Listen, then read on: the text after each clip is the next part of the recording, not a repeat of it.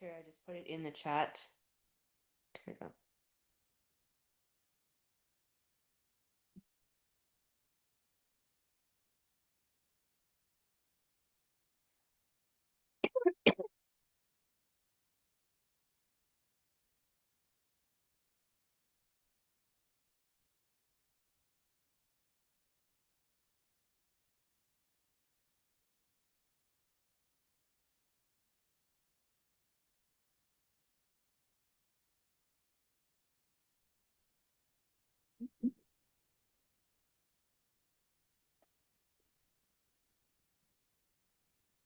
We'll just give everybody a couple minutes to move over. I apologize again for this pivot.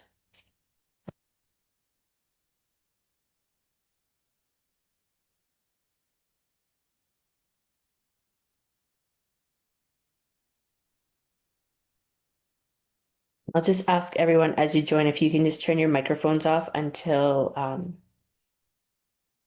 it's time to share thoughts and ideas on the exercise.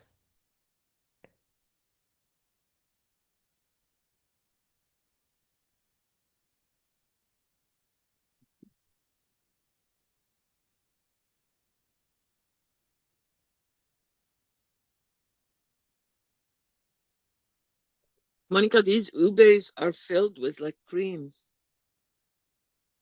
If everybody can just mute their mics, would be great.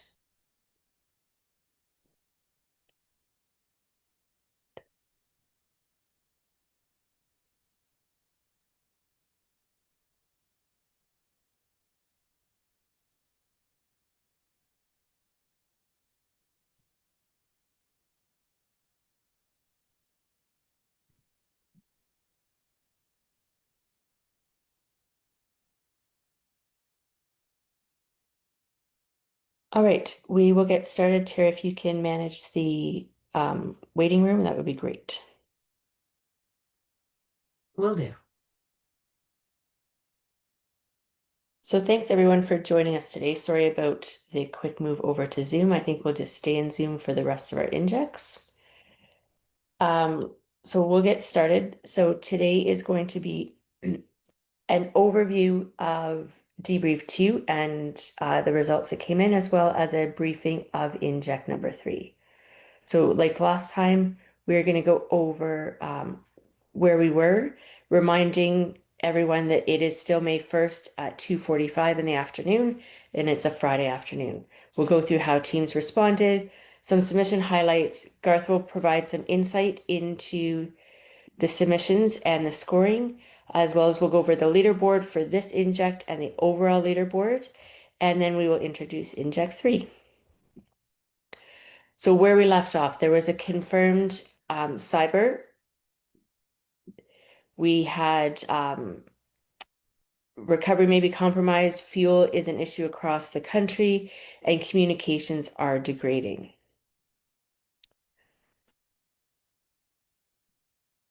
So how the scenario landed and affected large, medium, and small corporations, as well as communities and local governments, individuals, and households. So there is information on each of those here. Obviously, power is a big one. Digital payments and connectivity are failing. There's cash handling, which we all know that most of us don't have cash. And then we have individuals and households and staff that need to go home and deal with their families as well. So again, in the judging criteria, we looked at decision-making, continuity of operations, coordination, resilience, and recovery. And a big shout out to our judges. There are 10 of them that diligently score and review each of these. And as well as Garth, as we mentioned before, created an AI judging format that looks at standards, professional practices, and it's quite interesting that the scoring from AI and from our judges is very, very close and in sync with each other. So each month, a different 3 teams or 4 teams get scored by the AI tool. So we had 10 teams participate this month. All 5 sectors were represented. Again, it was a 2-hour decision window, and the scale is national impact. So this is what everybody responded to: a confirmed cyber attack, recovery is at risk, communications are degrading, and fuel and power are an issue. So 100% held or deferred failover pending cyber validation. Life safety is almost for everybody still the first priority, and to protect the reserve before any restore. So communications teams held the pace, discipline, and containment first, whereas every team protected the clean recovery environment and leaned on manual workarounds. How priorities shifted under a confirmed cyber threat: contain the cyber and protect recovery, sustain critical functions, and verified communication with that single source of truth. Threats that the teams fight the most: um, compromise spreads to recovery, fuel backup and power, staff availability and fatigue, loss of critical services, data integrity and privacy, and unverifiable information. Some of these are similar to the threats that were flagged in the last Inject as well. Here's just a list I'll let everybody read on their own about what got decided and who decided it.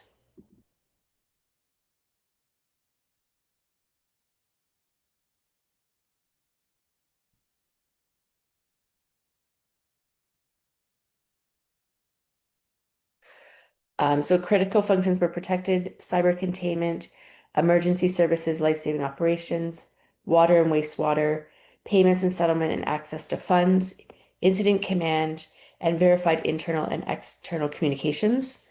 The resources that were leaned on were backup generators and fuel, manual workarounds, PACE communications, external cyber partners, cyber forensic and monitoring capacity, and mutual aid and alternate facilities. Um, Communications, internal and external, and fighting misinformation, and that again, that single source of truth. So the cascading risks, that this is just looking ahead, and decision triggers, which we already went over. What worked well? So the failover constraint, communications resilience, resource preservation, and again, that single source of truth. These are the strengths that the team saw within themselves.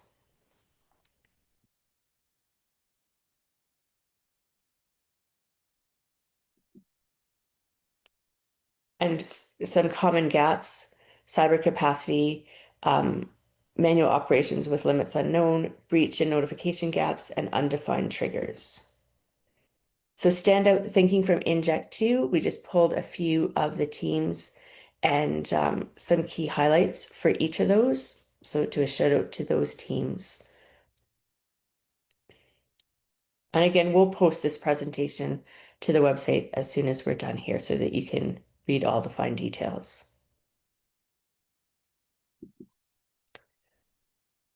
So I'll just give everybody a second.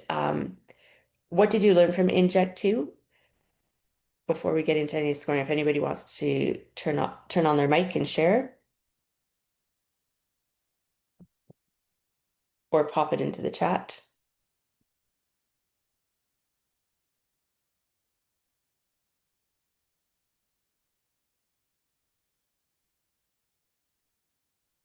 Not hearing anybody, we'll move on. So here's the results from Inject 2. So Team HCIBC came in first this week. Team 2 was ANDJ Enterprise, and Team C was Team WCB. I'll just let Garth jump in and talk a little bit about the scoring.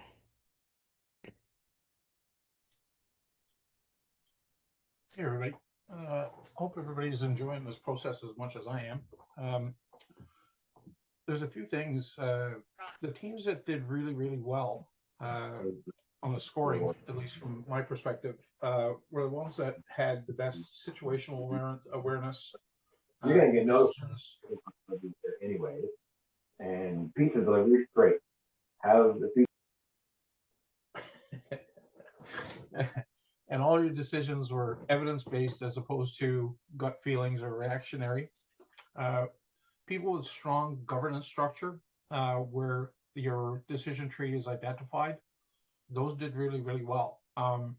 And when I do my scoring, I have a matrix that I follow and people get, added points or taken away points when they don't hit specific targets or things that I'm expecting to see.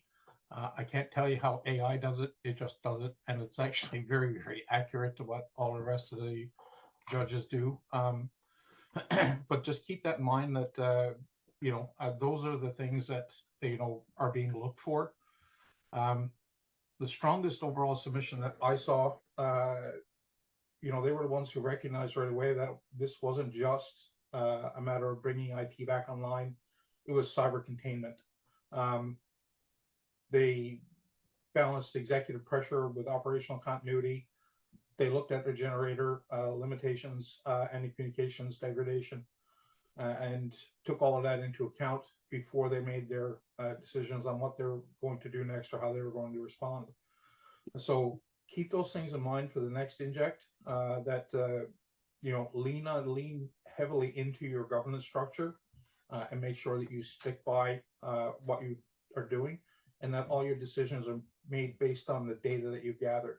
Situational awareness, make sure that you develop sit reps that are accurate to the scenario and to the Inject, and then base your responses on those. So if anybody's got any questions or comments or derogatory remarks, I'm quite happy to, listen and try and help clarify as much as I can. And if there are any other judges that are participating that want to jump in and share any of their thoughts, that would be great too. Perry, can I jump in just to make a comment? I mean, I'm so proud of our team. We came in first today, so which is great. Thanks. I don't know if it makes sense why we came first. Is that because we are currently doing our tabletop exercises live with our business unit? So maybe we're like Gar said, it's really, we based it on facts and not like, assumptions. So we are going through these exercises and we are using actually very similar exercise scenarios. So kudos to the team. We put it all together, but I want to just give them a shout out. So thanks again, Garth, for all your input. Thanks, Marlene. Anyone else? So now if we look at the overall scoring from the scenario launch, Inject 1 and Inject 2, we have a tie for first place with Team CIOB, Team TOBA. Team ATCO is number 2, and ANDJ Enterprise is third. So congrats to all of those teams. And I do have to say that the scoring was much, much higher in Inject 2 than in the previous, in the first two. So now we're going to introduce Inject 3. So the crisis is now sustained. Fuel resupply is 48 hours out, and stores and pharmacies are closing when a second separate criminal intrusion hits your enterprise IT with a data extortion demand. So this Inject will span 48 hours. So when we come back, it will be May 3rd in the afternoon. So that would be Sunday afternoon. So more than a day into event, the emergency has settled into a sustained crisis with no restoration timeline. Fuel resupply is now at least 48 hours away. Power remains unavailable across many regions, and manual workarounds you stood up to are now the primary way you sustain minimum operations. The destruction is now visible on every street. Grocery stores and pharmacies are closing or on limited hours. Electronic payment is down, and cash is increasingly the only tender. The situation changes character. Security identifies a second separate cyber intrusion inside your enterprise IT, distinct from the nation state OT attack, and assessed as opportunistic criminal exploitation. Evidence points to data exfiltration, sensitive employee, customer, or operational data. Nothing is encrypted, but an extortion demand has arrived, pay, or the stolen data is released.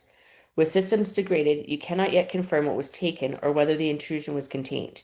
You're now managing two adversaries at once: a nation state OT attack and an opportunistic criminal breach under an extended fuel gap, exhausted staff, and systems that you can no longer fully see or trust.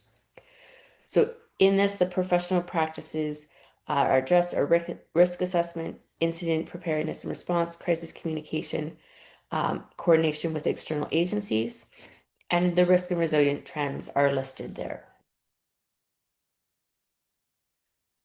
So here's how it will impact each of those sectors. Give everyone a second to read.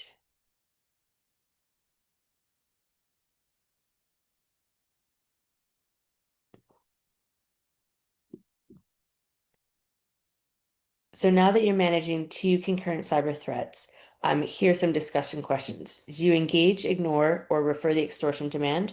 And who has authority to decide whether payment is even on the table when you cannot confirm what was taken? Notification under uncertainty. What legal, privacy, and regulatory obligations does a breach you cannot yet scope trigger? Notify now or wait? Competing priorities in power. With 2 intrusions drawing on the same forensic capacity and load shedding required, how do you prioritize? And does forensic capability make your keep powered list? Sustaining and communicating. Manual workarounds are now primary and error rates rising. How long can you sustain them? And what do you tell staff, customers, and the public about the breach you cannot yet scope? So in Inject 2, you held failover and protected your reserve. This adversary does not target the reserve. It went after the data in the environment you kept running. Which assumptions still hold? You assume manual workarounds could sustain operations for a limited period, and that period is now extended and your people are tired. What does that assumption still hold? If you assumed a single adversary or not that failing over kept you safe, how does a second concurrent financially motivated actor change your position? And that is Inject 3. Does anybody have any questions or comments? Feel free to turn off your mic or jump into the chat box.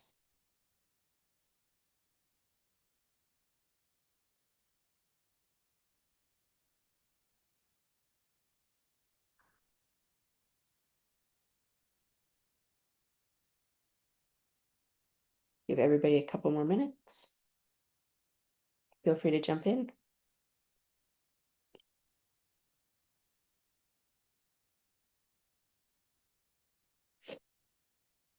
So not seeing or hearing anything.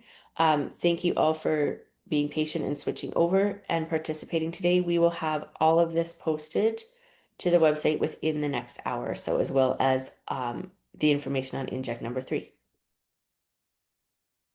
Thanks, everyone.